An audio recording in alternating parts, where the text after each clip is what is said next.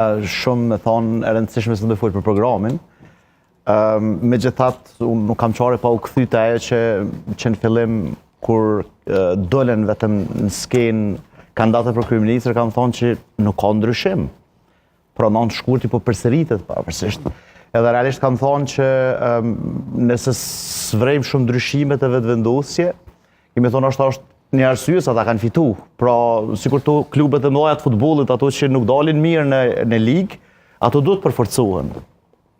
Dhe sidomos tek PDK-ja me që mlidh emocionalisht është Drenica, unë gjithmonë kam thonë që ka pas nevojë edhe më tepër me pas ndryshime në kuptimin e kuadrave.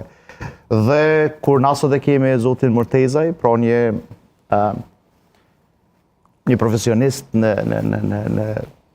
në çështjen e financës, domos me që ka përvojë gjatë në atë 6 vjet në krye të ATK-s, unë besoj që është hap jashtëzakonisht pozitiv kë i PDK-s në këtu zgjedhje që të provoj të bëjë ndryshimet e nevojshme që të jetë ta sfidoj më tepër VV-n. Prandaj unë e përgëzoj zotin Mortezaj që ka hyrë garës dhe unë po besoj që duke pas parasysh që zoti Hamza ka qenë edhe ministri i financave gjatë kohëve pra qeverive të kaluara, po dhe njëkohësisht edhe drejtori BÇK-s, e në anën tjetër e kemi edhe një drejtor të ATK-s, janë njerëz që i njohin fushat, prandaj neve na duhen politik bërë njerëz më tepër se sa të këtyre kandidatëve që e marrin këtë diskursin e ashpër. Prandaj unë mendoj që është një balancim i mirë me zotin Morteza që PDK-ja ka hyrë në garë. Tash unë uroj shumë suksese dhe shpresoj që shumë që të kaloj.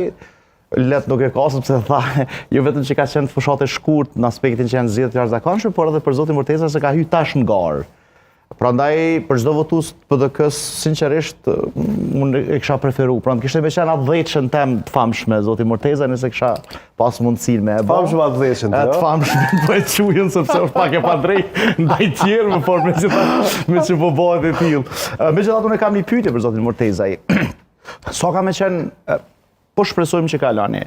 Sa ka më qenë e lehtë ose e vështirë për juve me depërtu tek unë e quaj politik bërja mrena subjektit politik, sepse dhe ato ka shumë rëndësi, ju dini fare njerëz si funksionojnë subjektet tona politike. Cili është raporti juaj me zotin Hamza, pra sa keni kontribuar në këtë projekt në cilën e prezantuat një pjesë, se s'kem kohë sa të më fol shumë gjatë për ta.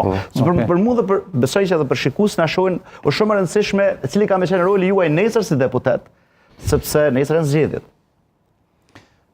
Po, realisht unë kam një raport të shkëlqyer me zotin Hamza.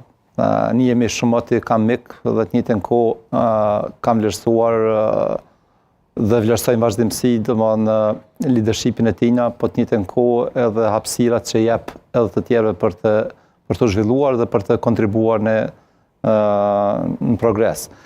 Kam qenë pjesë e hartimit programit pra për pjesën ekonomike së bashku me zotin Hamza dhe gjitha këto që tani s'po më i shpalos për faktin që jemi ditën ditën e fundit, por që kemi shpalur gjatë këtyre ditëve dhe vlerësoj që janë gjitha masat e veprimet e cilat sigurisht një në do të sillen zhvillim qëndrueshëm ekonomik dhe të rrisin mirësinë qytetarëve, po të njëjtën kohë dhe do të jenë themi një udhërrëfys për të ndryshuar çastin ose orientimin e vendit tonë.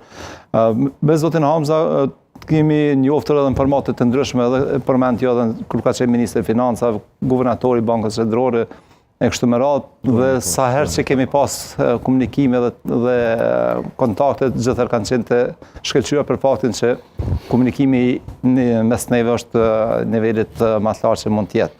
Do të më ndërprej vetëm pak për hir të shikuesve. Ju keni qenë deri në gusht të këtij vitit, e keni udhëheq ATK-n, që do të thotë po i vjen që në komplet edhe në qeverin Kurti 2, kjo alo besoj që e rrit vlerën, sepse po të kishte pas ndaj militantizëm në kuptimin e mos kryer në mënyrë profesionale, ne e dim se si funksionojnë qeverit tona, nuk do të kishte duru, prandaj kjo rrit besoj vlerën e juaj, pa modesti po e them këtë, sepse keni duru edhe një qeveri, një spektri tjetër. Por prapë se prapë, po thamë një herë, për neve shumë rëndësishme nesër cili është angazhimi juaj, cili është kontributi juaj me gjithë këtë përvojë që sill. Zoti Drenori, realisht unë ashtu mendoj dhe konsideroj, nesër cili prej neve do ta shohim parën shtetin, dytën partia tash këtë qasë edhe treta individës e kandidati. Unë po garaj për qenë deputet, normalisht edhe synojmë edhe pritet tona që Zoti Hamza tjetë kryeministër, normalisht pas të melimit qeverisë edhe do të shohim hapësira për qenë në 70 pjesë e qeverisë. Por nga pozita e deputetit do të bëj përpjekje maksimale pra që gjitha qëto zbrastira, ose mungesa, ose nevoja për të ndryshuar politikë bene në aspektin e politika fiskale, do t'jem njëni për atyne që do të angrisë zërin mas shumëtit, për faktin që thash që 24 vite kam qenë ato dhe e di shumë zhvillime e mba, shumë ndryshime e mba, shumë përmirësime